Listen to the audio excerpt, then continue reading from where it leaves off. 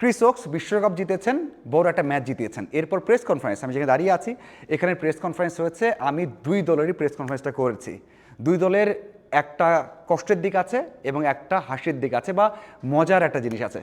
প্রথমে কষ্ট দিয়ে শুরু করতে চাই। লিটন দাস কষ্ট পেয়েছেন এমন ম্যাচ হারের পর এবং রংপুরের সাপোর্টার্স, ম্যানেজমেন্ট, কোচিং স্টাফ সবার কাছে দুঃখ প্রকাশ করেছেন যে সবাই তো চায় এত ভালো একটা দল গঠন করা, এত ভালোভাবে এটাকে মেনটেন করা এবং অন্য দলের থেকে এই দলের পরিবেশটা ভালো, কোনো দিক দিয়ে ঝামেলা নেই, এমন একটা দল পাওয়ার পরেও ফাইনালে খেলতে পারলো না বা শিরোপা জিততে পারলো না। এই কষ্টটা লিটন দাস ব্যক্ত করেছেন এবং খুব ভালোভাবেই ব্যক্ত করেছেন যে কষ্ট পেয়েছেন, বোঝা যাচ্ছে যে অনেক কষ্ট পেয়েছেন। আরও একটা বিষয় বলেছেন, আমরা জিজ্ঞাসা করেছিলাম যে এই ছয়টা যখন হয়েছে আপনি কি চিন্তা করেছেন। একটা কথাই বলেছেন, নিধাস ট্রফি। অনেকের মনে পড়েছে, আমরা যারা দেখেছি সৌম্যের বলে দিনেশ কার্তিকের সেই ছক্কাটা কখনোই আমরা ভুলতে পারবো না। ওই একই ছক্কা, ওই একই জোনে, ওই একই বল, এই কথাই কিন্তু লিটন দাস বলেছেন যে নিধাস ট্রফি সেই ছক্কাটা আমার চোখের সামনে ভেসেছে ওই ছক্কা দেখার পর। অবশ্যই ওটা ছিল আমাদের জন্য একেবারে কষ্টের একটা দিন। আমরা ট্রফি হাতে নিচ্ছিলাম, সেটা দিতে পারিনি।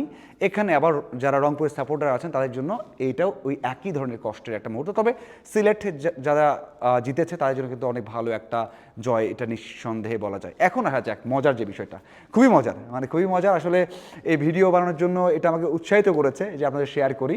সেটা হচ্ছে আমরা বসেছিলাম, একেবারে কোশ্চেন হচ্ছে যে আপনি কি চিন্তা করেছেন এই যখন ওই বলটা করা হল, ছক্কা কীভাবে হাঁকালেন, ওক্সকে জিজ্ঞাসা করা হয়েছে।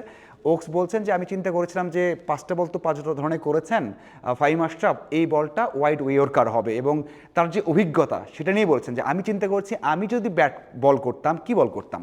মানে এটাই কিন্তু একটা অলরাউন্ডারের বড় গুণ যে একজন অলরাউন্ডার বুঝতে পারেন যে আসলে আমি কি বল করছি, কি ব্যাট করছি, সিনারিও কি, এই সিনারিওতে দিয়ে একজন ব্যাটার কী করতে পারে বা এই সিনারিওতে একজন বোলার কী করতে পারে, সেটাই কাজে লাগিয়েছে এবং ওই ছক্কাটা কিন্তু হাঁকিয়েছে। কিন্তু মজার বিষয় হচ্ছে আমরা জিজ্ঞাসা করেছিলাম যে বোলিং কেমন দেখলেন, খালেদ আহমেদের বোলিং কেমন দেখলেন। যদিও আপনারা হয়তো বা নেতিবাচকভাবে নিতে পারেন বা খারাপভাবে নিতে পারেন, আমাদেরও খারাপ লাগতে পারে, কিন্তু না, সেটা ব্যাখ্যাও দিয়েছেন। সেটা হচ্ছে যে খালেদের বোলিং কেমন দেখলেন, 4টা উইকেট নিয়েছেন।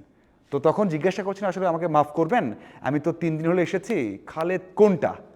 মানে এটা শোনার পর আপনার সবাই একটু মানে মজা না, আপনি যে বললাম যদি খারাপভাবে নেই, খারাপভাবে নেওয়া যায় যে হ্যাঁ আপনি কত বড় হয়ে গেছেন যে খালেদকে চেনেন না, বিষয়টা তেমন না।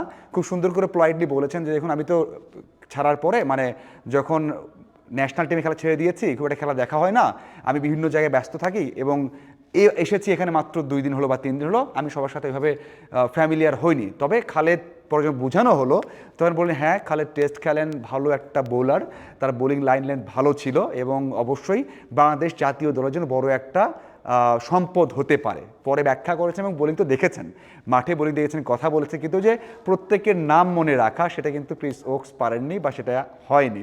এটা একটা মজার বিষয়। তবে ক্রিস ওকস বলেছেন যে একসাথে খেলছেন, তার বোলিংটা ভালো লেগেছে, এইভাবেই প্রশংসা পরে অনেকক্ষণ করেছেন। মানে এটা খুব মজার ছিল এবং আপনি বলতাম না যে মজারভাবেও নিতে পারেন এবং খারাপভাবেও নিতে পারেন। তবে আমার কাছে মনে হয়েছে যে এটা মজার একটা বিষয় ছিল এবং নিজে পরে অনেক পোলাইটলি অনেক ভালোভাবে বলেছেন, ব্যাখ্যাটাও দিয়েছেন যে কেন তার নামটা ওইভাবে মাথায় আসেনি। যাই হোক, এই দুটো বিষয়, একটা নিধাস ট্রফি, একটা খালেদকে নিয়ে ওকসের যে কথাটা, অবশ্যই আপনাদের কেমন লাগলো এই ম্যাচটা বা এই দুই কমেন্ট দুজনের অবশ্যই জানাবেন। ধন্যবাদ সবাইকে।